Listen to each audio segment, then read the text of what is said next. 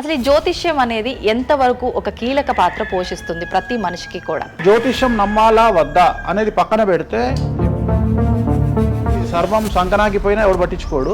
కానీ వినాయక చవితి ముందు రోజు మాత్రం నిద్రలేస్తారు వీళ్ళందరూ. కొన్ని లక్షల మంది రోజు మందు తాగి సిగరెట్ తాగి వస్తుంటే ఎవరికే ఉండదు.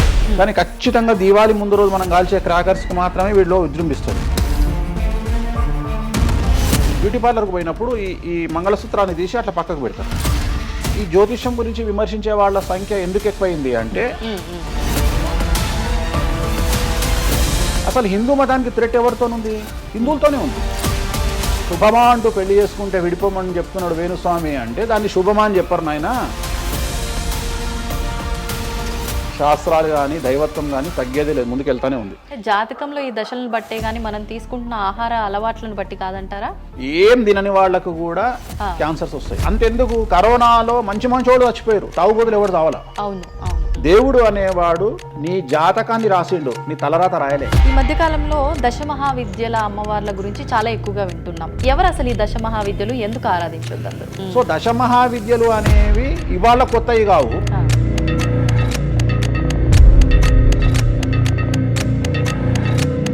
అరుణాచలం ఎవరికి తెలిసి బాలటి వరకు? ఎందుకు అరుణాచలానికి పొలవమంటే వెళ్ళిపోతున్నారు అంటే చాగంటి కోటేశ్వరరావు గారు చెప్పడం వల్ల నీకు అరుణాచలం తెలిసింది. మరి అరుణాచలం విషయంలో ఇదే డిస్కషన్ ఎందుకు వస్తలేదు? దశమహావిద్యలో నాన్ వెజ్ పెడతారు అనగానే ఇక నాన్ వెజ్ ప్రపంచంలో ఎవరు తిననట్టు, అసలు అదేదో తప్పైనట్టు, ఇక లిక్కర్ ఎవరు తాగలేనట్టు. రాముడు క్షత్రియుడు, మాంసం తినలేదా? సురాపానం అంటున్నావు. దేవతలే సురాపానం తీసుకున్నారు, అది మద్యమే. మరి అది దానికి ఏందమ్మా? అవన్నీ పుకార్లు అంటున్నారు. పుకార్లు అదే చెప్తున్నా నేను. సురాపానము నథింగ్ బట్ సారా, ఇప్పసారా. గూగుల్లో కానీ, చాట్ జీపీటీలో కానీ, జెమినీలో కానీ వామాచారం అంటే ఏందో ఓపెన్ చేయండి, దశమహావిద్యలు అంటే ఏందో ఓపెన్ చేయండి. మీకు మీరే తెలుసుకోండి. ఈ సమాజంలో తెలుగు రాష్ట్రాల్లో ఉన్న దొంగలెవరో దొరలెవరో మీరే గుర్తుపట్టండి. ఎవరు అబద్ధాలు చెప్తున్నారో అనే విషయాన్ని తెలుసుకోండి. వేణుస్వామి దొంగ అయితే వేణుస్వామి దగ్గరికి రాకండి. నన్ను 20 నిమిషాలు ఆడుకుందామనే ప్రయత్నం చేసిన నీకు ఇప్పుడు చిన్న ఫినిషింగ్ టచ్ ఇస్తాను. అసలు నువ్వు జనవరి 1కు ముందు నా దగ్గర ఇంటర్వ్యూకి ఎందుకు వచ్చావు? నేను దానికి ఆన్సర్ చెప్తా. కాదు అదే ప్రయత్నం వేణుస్వామి చేసిండు కామాఖ్య విషయం. అమ్మా ఇట్లా వచ్చారా? సో నెక్స్ట్ కుంభరాశి వారికి ఏలినాడు శని చివరి అంకంలో ఉంది. చాలా సమస్యలు కనిపించబోతా ఉన్నాయి. కుటుంబంలో ఎవరిని తీసుకున్నా, విద్యార్థులు, ఉద్యోగస్తులు, వ్యాపారస్తులు, కళాకారులు, క్రీడాకారులు, రాజకీయ నాయకులు, స్త్రీలు, ఉద్యోగస్తులు, బ్యూరోక్రాట్లు అందరికీ సమస్యలు ఉన్నాయి. వాహన ప్రమాదాలు, పోలీస్ కేసులు, కోర్టు కేసులు, ఆరోగ్యపరమైన ఇబ్బందులు, మానసికమైన ఇబ్బందులు, స్త్రీలకైతే థైరాయిడ్ సమస్యలు, పీసీఓడి సమస్యలు, గర్భసంచికి సంబంధించిన సమస్యలు, మానసికమైన ఇబ్బందులు బాధించే అవకాశం కనిపిస్తూ ఉంది. జాగ్రత్తగా ఉండండి. నలుపు రంగు దుస్తులకు దూరంగా ఉండండి. శనివార నియమాన్ని పాటించండి. సప్త శనివార వ్రతాన్ని పాటించండి. సప్త శనివార వ్రతం అంటే శనివారం నాడు శ్రీ వెంకటేశ్వర స్వామి వారికి సంబంధించినటువంటి వ్రతము. ఇది పుస్తకం మీకు మార్కెట్లో దొరుకుతుంది, తీసుకొచ్చుకొని 7 వారాల పాటు 7 శనివారాల పాటు చేయండి. సమస్యల నుండి గట్టెక్కుతారు. ఇక చివరిది, లాస్ట్ది అనేటువంటిది మీనరాశి వారికి ఈ సంవత్సరం జన్మశని నడుస్తూ ఉంది. జన్మశని చాలా డేంజరస్గా ఉండబోతూ ఉంది. ఏ రంగంలో ఉండే వారికైనా ఈ సంవత్సరం సమస్యలు తప్పవు. ఆర్థికంగా, సామాజికంగా, న్యాయపరంగా, ఆరోగ్యపరంగా, వాహన ప్రమాదాలు అవ్వచ్చు, ఆర్థికపరమైన నష్టాలు అవ్వచ్చు, పోలీస్ కేసులు అవ్వచ్చు, ఇంట్లో తల్లిదండ్రులు ఒకళ్లకు ప్రాణగండాలు అవ్వచ్చు, భార్యాభర్తల మధ్యన గొడవలు అవ్వచ్చు. మరీ ముఖ్యంగా ఈ సంవత్సరం మీనరాశి జాతకులు ఉండేటువంటి ఇళ్లలో మగవాళ్లకు సంపాదన లేకుండా ఖాళీగా ఉండడం వల్ల ఆడవాళ్లు మాత్రమే సంపాదించి, ఆడవాళ్ల ఉద్యోగంతో డబ్బులు సంపాదించి, ఆడవాళ్ల అంటే భార్యల మీదనో, ఆడవాళ్ల కూతుళ్ళ మీదనో, తల్లి మీదనో బ్రతికేటువంటి పరిస్థితి మగవాళ్లకు ఉండే అవకాశం ఉంది. కాబట్టి ఈగోలను చంపుకోండి. సో ఆడవారి మీద బ్రతకడానికి సిద్ధపడండి, కష్టపడండి, మానసికంగా సంసిద్ధులుగా ఉండండి. అంటే అలాంటి ఒక కండిషన్ ఈ సంవత్సరం ఉండబోతా ఉంది. ఈ ఒక్క సంవత్సరాన్ని కనుక మీరు దాటగలిగితే మీ జీవితంలో మంచి పొజిషన్లకు వెళ్తారు. సో నలుపు రంగు దుస్తులకు దూరంగా ఉండండి. రాత్రిపూట ప్రయాణాలు చేయకండి. వాహన ప్రమాదాలు జరిగే అవకాశం కనిపిస్తూ ఉంది. జన సమూహం ఉన్నటువంటి ప్రాంతాలకు వెళ్ళకండి. సో జాగ్రత్తలు తీసుకోండి. నలుపు రంగు దుస్తులకు దూరంగా ఉండండి. తిరునల్ల శనీశ్వరాలయంలో ప్రత్యేకమైన శని పూజ నిర్వహించడం ద్వారా సమస్యల నుండి బయటపడతారు. ఇప్పుడు ఈ రాశి ఫలాల్ని ఈ మధ్యకాలంలో చాలా మంది ఫాలో అవుతున్నారండి. ఇది అక్షరం అంటే పేరులో మొదటి అక్షరాన్ని బట్టి ఫాలో అవ్వాలా, లేదంటే డేట్ ఆఫ్ బర్త్ బట్టి వచ్చే రాశిని ఫాలో ఇది అవ్వాలా? పేరులో దాని సంబంధం లేదు, డేట్ ఆఫ్ బర్త్ ప్రకారం చూసుకోవాలి. రెండోది ఇది గోచారం, గ్రహచారం వేరు, గోచారం వేరు. ఇది జస్ట్ గోచారం ప్రకారం ఎలాగైతే మనము సౌరమానం ప్రకారము మనం చూసుకుంటామో అలా ఇది ఓన్లీ చాంద్రమానం ప్రకారము మీ నక్షత్రం ప్రకారం చూసుకోవాల్సిందే. మళ్ళీ వ్యక్తిగతమైన జాతకం వేరు. అంటే ఒక 3-4 రాశులు మినహాయించి అన్ని రాశుల వారికి కొంచెం ఇబ్బందికర పరిస్థితులే ఉన్నాయి. దానికి మీరు చెప్పిన రెమెడీస్ చేసుకుంటే సరిపోతుంది. గురుగారు, చాలా వరకు ప్రస్తుత రోజుల్లో జ్యోతిష్యాన్ని ఎక్కువగా నమ్ముతున్నారేమో అనిపిస్తూ ఉంటుంది. సేమ్ టైం మళ్ళీ జ్యోతిష్యం మూఢనమ్మకము అని చెప్పి కొట్టిపారేసే వాళ్ళు కూడా ఎక్కువైపోయారేమో అనిపిస్తుంది. అసలు ఈ జ్యోతిష్యం అనేది ఎంతవరకు ఒక కీలక పాత్ర పోషిస్తుంది ప్రతి మనిషికి కూడా? సో జ్యోతిషం అనేది నువ్వు చెప్పినట్టుగా ప్రతి మనిషికి ఒక ఫేసు 2 ఫేసులు ఉంటాయి, కానీ కొంతమందికి చాలా ఫేసెస్ ఉంటాయి. ఉదాహరణ వేణుస్వామికి 2 ఫేస్ ఉండొచ్చు, అంటే సామాజికంగా ఒకటి, ప్రైవేట్గా ఒకటి. కానీ సమాజంలో ప్రస్తుతము తెలుగు రాష్ట్రాల్లో ఒక మనిషికి 5 ముఖాలు ఉన్నాయి. అంటే తెలుగు రాష్ట్రాల్లో ఎందుకు చెప్తున్నానంటే భారతదేశాన్ని మొత్తం కంపేర్ చేసినప్పుడు భారతదేశానికి సంబంధించినటువంటి రాజకీయాలు వేరు, తెలుగు రాష్ట్రాల రాజకీయాలు వేరు. భారతదేశం సోషల్ మీడియా వేరు, తెలుగు రాష్ట్రాల సోషల్ మీడియా వేరు. భారతదేశం న్యూస్ ఛానల్స్ వేరు, తెలుగు రాష్ట్రాల న్యూస్ ఛానల్స్ వేరు.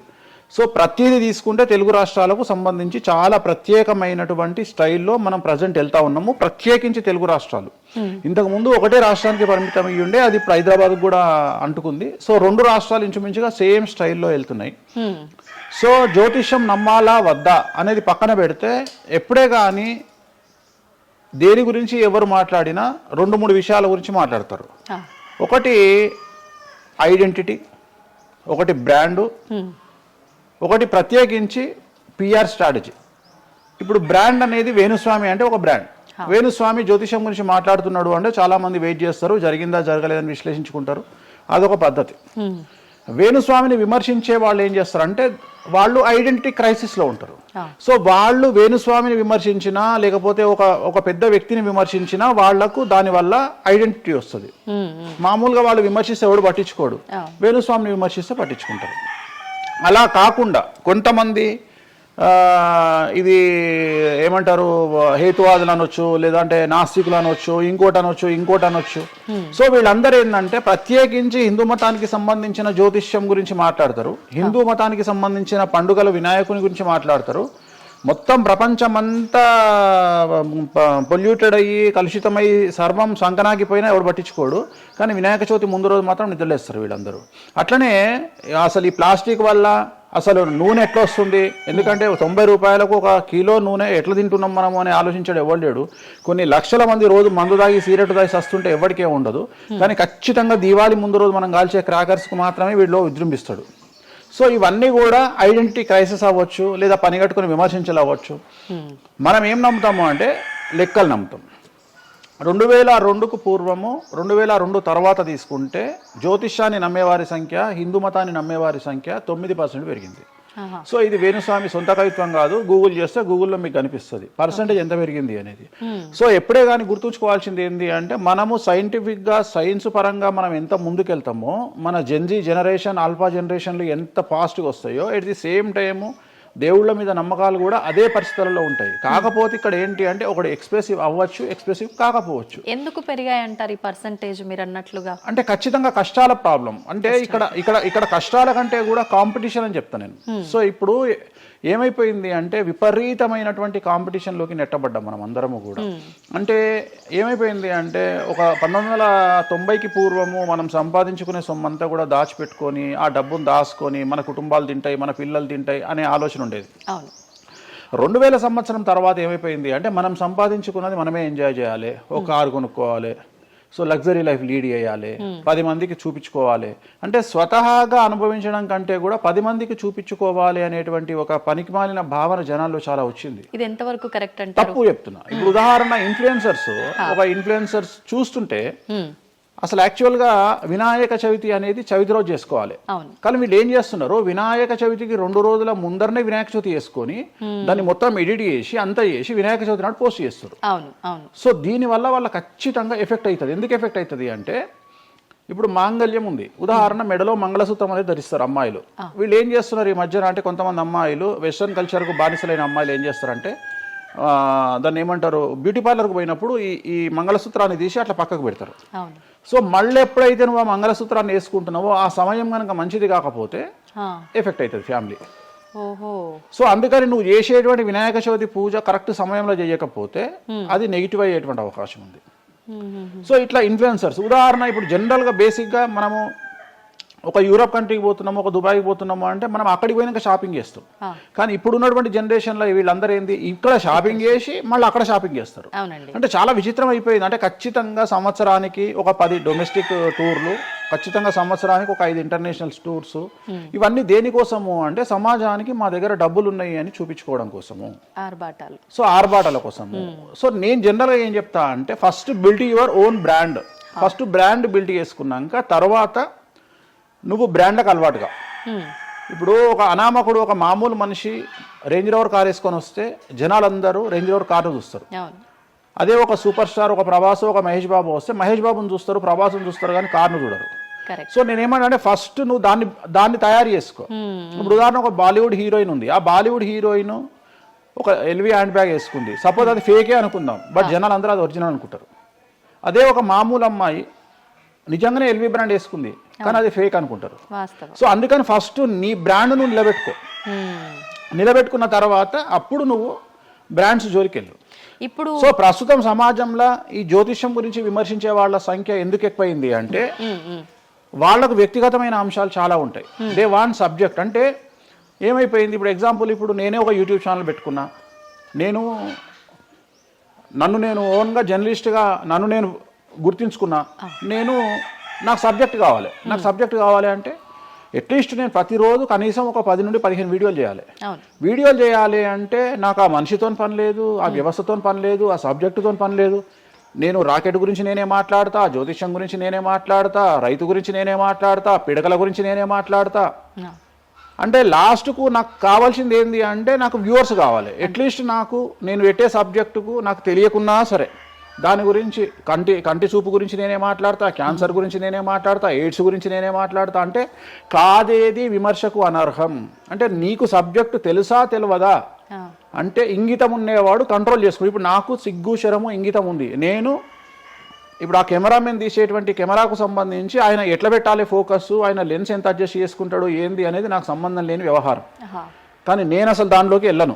కానీ అదే విశ్లేషకుల పేరుతో ఉండేటువంటి యూట్యూబ్ ఛానల్స్ అవ్వచ్చు, ఇంకొకళ్ళు అవ్వచ్చు, వాళ్ళు ఏం చేస్తారు, దాన్ని కూడా వాళ్ళే జస్టిఫికేషన్ చేస్తారు. అంటే దాన్ని కూడా నువ్వు కెమెరా ఎట్లా పెట్టాలనో కెమెరామెన్కి వీళ్ళు నేర్పిస్తారు, వీళ్ళే డిస్కషన్. ఎందుకు అంటే వాళ్ళకి ఏదో ఒక 10,000 వ్యూవర్షిప్ పోతే ఇట్లా ఓవరాల్గా తీసుకుంటే నెలకి ఇంత వెళ్తుంది పైసలు.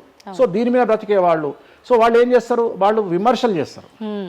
సో అట్లనే హేతువాదుల ముసుగులో ఉండేవాళ్ళు విమర్శలు చేస్తారు. అన్నిటికంటే ప్రాబ్లం ఏమైపోయింది అంటే పొద్దున్న లేస్తే హిందూ మతం బాగుండాలి అంటే అసలు హిందూ మతానికి థ్రెట్ ఎవరితోనుంది? హిందువులతోనే ఉంది, ముస్లిమ్స్తో లేదు, క్రిస్టియన్స్తో లేదు. ఎందుకంటే వేరే వాళ్ళు మన జోలికి రావట్లా. ఎంతసేపు కప్పల భాగవతం లాగా మన జీవితంలో ఎలుకల భాగవతం లాగా ఒక ఎలుక ఇంకో ఎలుకని కిందికి గుంజుతుంది, ఒక కప్ప ఇంకో కప్పని కిందికి లాగుతుంది.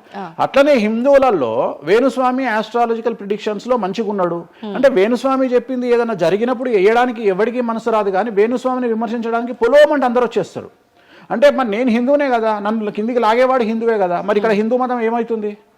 ఇప్పుడు సమాజంలో నేను అబ్జర్వ్ చేస్తున్నా, గత కొన్ని రోజుల నుండి, ఒక 6 నెలల నుండి, సంవత్సరం నుండి Telugu media in the sense నేను లోకల్ సోషల్ మీడియాలో హిందూ మతాల పేరు మీద కొత్త వర్షన్ వచ్చింది. ఏంటి అంటే హిందూ ఆచార వ్యవహారాలను విమర్శించడము చాలా కామెడీ అయిపోయింది. ఒక ఆయన ఈ మధ్యలో ఇంటర్వ్యూ చూసిన నేను, అసలు దుర్గమాల లేదంటాడు ఆయన. నేను షాక్ అయినా, నేను ఇనుంటావు నువ్వు కూడా. నాకు ఆశ్చర్యం అనిపించింది. దుర్గమాల లేదు అంటే అమ్మవారి మాల, జనరల్ గా భవానీ మాల కరెక్ట్ వర్డ్, భవానీ మాల లేనే లేదు, అసలు చరిత్రలో లేదు అంటాడు. అంటే సమాజము ఏదో విధంగా భక్తి మార్గం వైపు వెళ్తుంది అంటే నువ్వు సంతోషంగా ఫీల్ అవ్వాలి, కానీ దాన్ని కూడా విమర్శించేవాడు ఎందుకంటారు ఇలా అంటే వీళ్ళందరూ పండితులు కాదు, వీళ్ళందరూ standing comedians or sitting comedians. ఒక ఆయన కూర్చొని మాటలు చెప్తాడు, వాళ్ళు నవ్వడం స్టార్ట్ కాగానే ఈయన మర్చిపోతాడు. ఇక ఈయన మర్చిపోయి అంటే ఆడవాళ్ళు నవ్వుతుంటారు, మగవాళ్ళు నవ్వుతుంటే ఈయన ఆనందానికి పరవశుడు అయ్యి ఇంకా వాళ్ళు నవ్వుతున్నారు కదా అని రెచ్చిపోయి ఇంకా గ్రహాలు లేవు, దేవుడు లేడు, ఏది ఒక బ్రాహ్మణుడు అయ్యుండి ఒక పండితుడు అయ్యుండి టోటల్ మన సబ్జెక్టుకు వ్యతిరేకంగా మాట్లాడుతూ ఉంటాడు. అట్లనే ఆయన ఎవరో భవానీమాల లేదు అంటాడు. నేను నీకు వచ్చిన నష్టమేముంది, నువ్వు మొగోడివి అయితే భవానీమాల కాదు, ఎవరైతే కోయంబత్తూరులో ఈషా ఫౌండేషన్లో లింగభైరవ అమ్మవారు లేదని చెప్పు, అది నీ గొప్పతనం. నిజంగా లింగభైరవ అమ్మవారు లేదు, లేనప్పుడు లేదని చెప్పు. ఆమె క్రియేటెడ్ గాడు, చెప్పొచ్చు కదా లేదు అని. ఎందుకంటే అక్కడ భయం ఏంటంటే ఎవరు తంతడు అని. వీళ్ళ భయం అంటే ఏంటంటే ఎక్కడైతే ఎవడు వీళ్ళకి అడ్డు రాడో అక్కడికి వస్తాడు. వీళ్ళకి ఒరిజినల్ సబ్జెక్ట్ మాట్లాడే దమ్ము లేదు. సో ఇదంతా ఎంత చేసినా నేను అల్టిమేట్గా చెప్పేది ఏంటంటే జ్యోతిష్యానికి వ్యక్తిగతంగా నా దగ్గరకు వచ్చేవాళ్ళు నాకు జనాలకు చెప్పారుగా.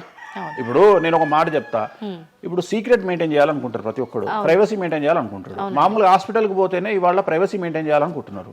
అది అట్లీస్ట్ తలకాయనొప్పికి పోయినా వాళ్ళు దే వాంట్ ప్రైవసీ. అంటే కారు డైరెక్ట్గా B1కి వెళ్ళిపోతుంది, పైకి వెళ్ళిపోతారు, డాక్టర్ని కలుస్తారు, వస్తారు.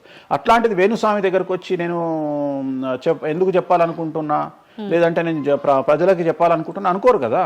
ఎవరో ఒకళ్ళు వేణుస్వామి దగ్గరికి వెళ్ళినప్పుడు కొన్నిసార్లు కొన్ని వీడియోలు తీసినప్పుడు 100 మందిలో ఒక వీడియో తీసినప్పుడు ఆ వీడియో పోస్ట్ చేస్తాము, దానివల్ల నా దగ్గరకు వచ్చినట్టు తెలుస్తుంది. కానీ 99% నా దగ్గరకు వచ్చినట్టు తెలియదు. నా దగ్గరికే కాదు, జ్యోతిషం అనేది ఎక్స్ట్రీమ్గా జనాల్లోకి వెళ్తున్నది. ఎట్ ది సేమ్ టైం భక్తి అనేది జనాల్లోకి వెళ్తున్నది.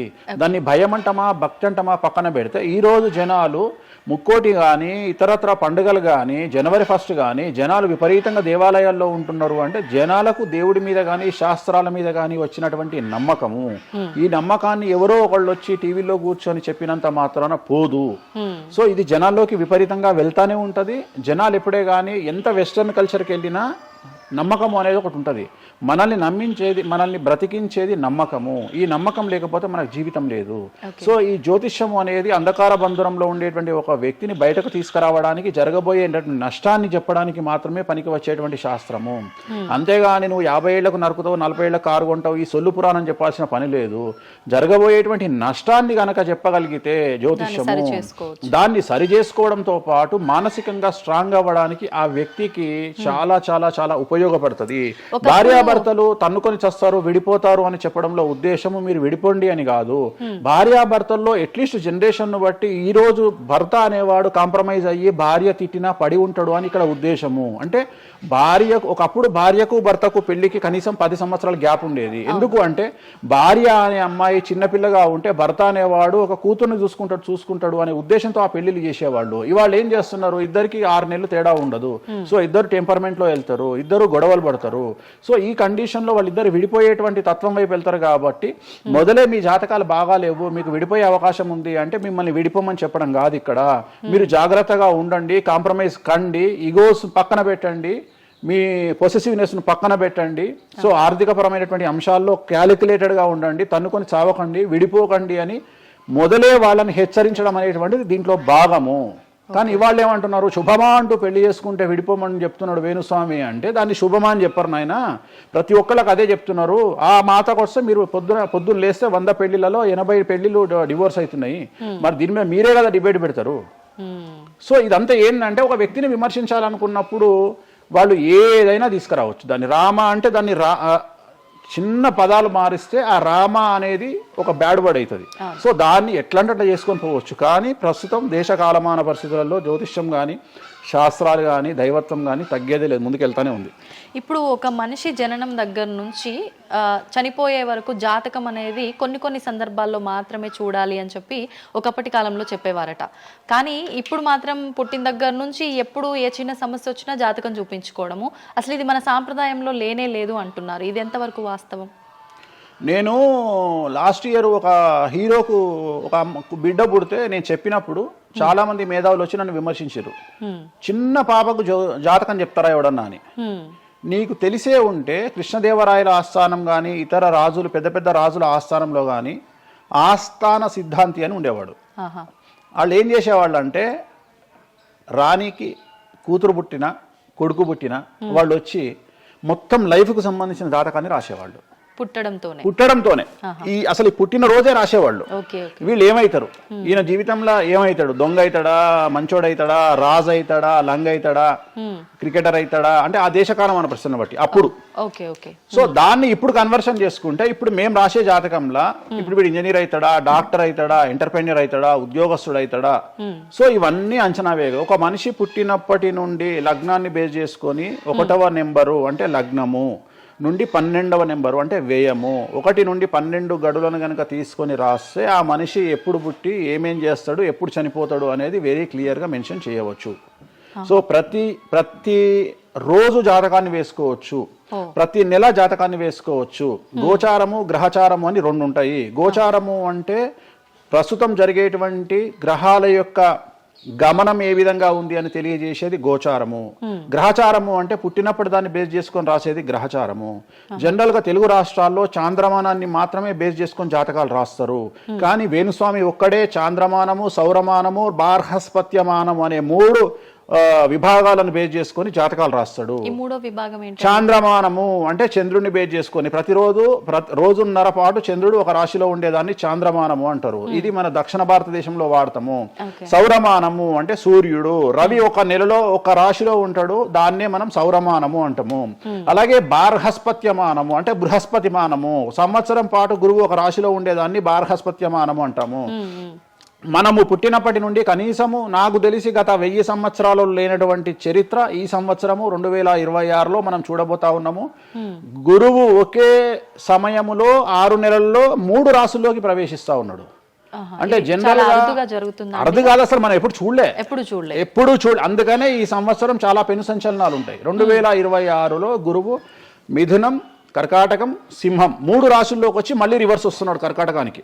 సో చాలా విచిత్రమైనటువంటి ఒక గమనాన్నిగా మనం చూడాల్సి వస్తుంది. ఇది చాలా పెను సంచలనాలకు అంటే సృష్టిలోనే ఒక విచిత్రమైనటువంటి అనుభూతిని మనం పొందబోతా ఉన్నాము, మంచి చెడులు పక్కన పెడితే. సో ఇలాంటి పరిస్థితి నుండి జాతకాలను విశ్లేషించడము ఇవన్నీ కూడా నడుస్తాయి. ఇప్పుడు కొన్నిసార్లు మనిషి కొన్ని సందర్భాల్లో ఇబ్బంది వచ్చినప్పుడు నా తలరా తింటే భగవంతుడు ఇంకా రాసేశాడు, నేనేం మార్చలేను అంటుంటారు. కొన్నిసార్లు భగవంతుడిని పక్కన పెట్టి, తలరాతను పక్కన పెట్టి మనం గట్టిగా ఒకటి అనుకుంటే అయిపోతుంది అని అంటూ ఉంటారు. మీరు ముందుగానే ఒక శిశువు జననం అయినప్పుడే వాళ్ళ మొత్తం లైఫ్కి సంబంధించిన జాతకం ఇవ్వగలుగుతాము అన్నారు. మరి ఇప్పుడు మధ్యలో ఇప్పుడు చెప్తున్న వాళ్ళ విధానాలను బట్టి మనం అనుకుంటే అయిపోతుంది, ఏదైనా మనం ప్రయత్నం చేస్తే మారుతుంది, భగవంతుడు దాన్ని మార్చేస్తాడు కొన్ని ప్రయత్నాల వల్ల అంటారు. ఈ రెండిట్లో అసలు దేన్ని నమ్మాలంటారు? ఇప్పుడు భగవంతుడు రాసినాడు, మన జాతకము మారదు, మన తలరాత మారదు అని అనుకుంటే అలాంటి వాళ్ళందరినీ మనం చేయాల్సింది ఏంటంటే వాళ్ళకి ఎవరికైనా హార్ట్ అటాక్ రాగానే వాళ్ళని అట్లనే బెడ్ మీద కూర్చోబెట్టి ఎదురుగా ఫోటో పెట్టి దేవుని మొక్కమని చెప్పాలి. హాస్పిటల్కి ఎవరిని పంపించొద్దు. ఎందుకంటే తలరాత కదా, భగవంతుడు రాసేసిండు కదా. మరి ఎందుకు అనవసరంగా అంబులెన్స్కి ఫోన్ చేయడము, హాస్పిటల్కి వెళ్ళడం ఎందుకు? పని కదా.